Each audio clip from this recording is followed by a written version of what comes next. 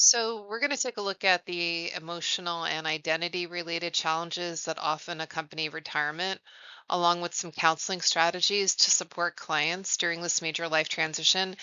And I hadn't really thought about this too much because, as I've stated repeatedly, I've worked primarily with children and their families. So, they're not usually people who are entering retirement.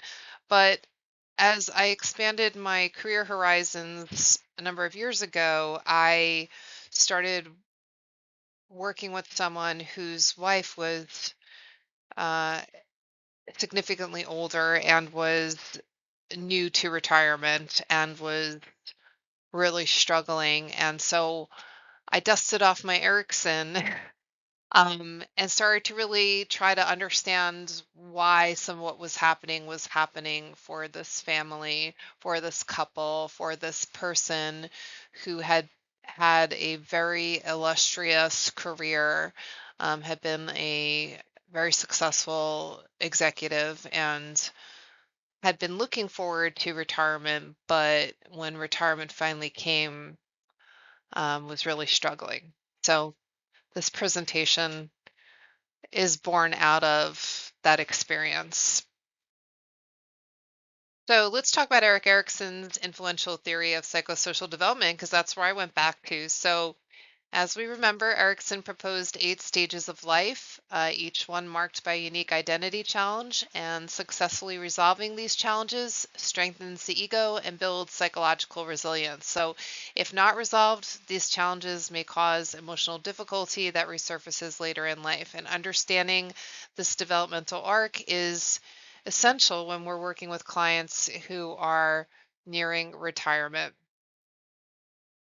So Erickson coined the term identity crisis during his work with war veterans and later extended it to adolescents. But at its core, an identity crisis involves reconciling our past, present, and future into a coherent sense of self. So while we often associate it with adolescence, identity crises can reemerge during major life transitions, especially during retirement. So, retirement usually occurs during Erickson's final stage, ego, integrity versus despair. And it's more than just a financial shift, it's a profound psychological transition. Many clients experience an identity shift, questioning their self worth and purpose after losing a professional role. And the daily structure dissolves. And for some, existential questions around meaning and mortality begin to surface. And these moments can be very disorienting, but also hold potential for deep growth. So many retirees ask, who am I now that I'm not working? This question strikes at the heart of identity. So, without the defining structure of work, clients may experience anxiety, depression, and a loss of status.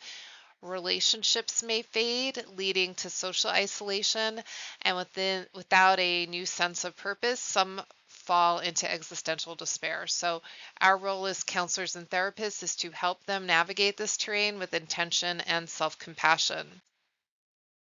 So this is what I learned during my deep dive a couple years ago. So planning for retirement should begin years in advance, and it's not just financial planning, but it's emotional and social planning as well. So we want to look at a 4-stage planning timeline.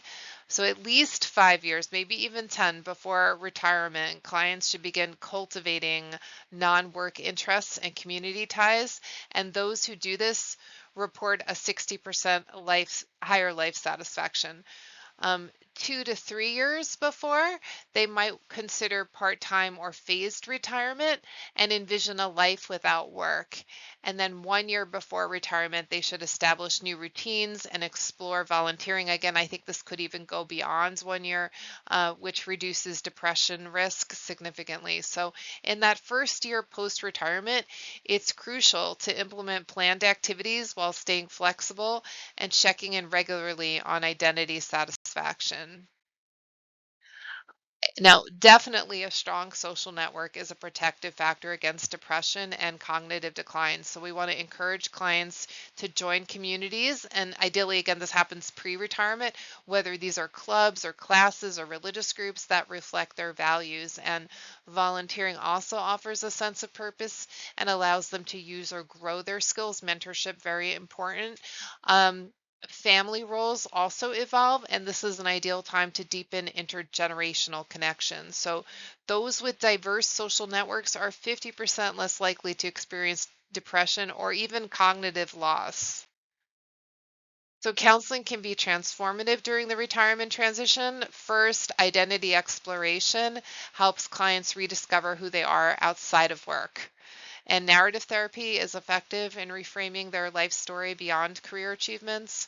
Secondly, we address anxiety management. So clients often worry about money, health, or relevance, and mindfulness can help anchor them in the present.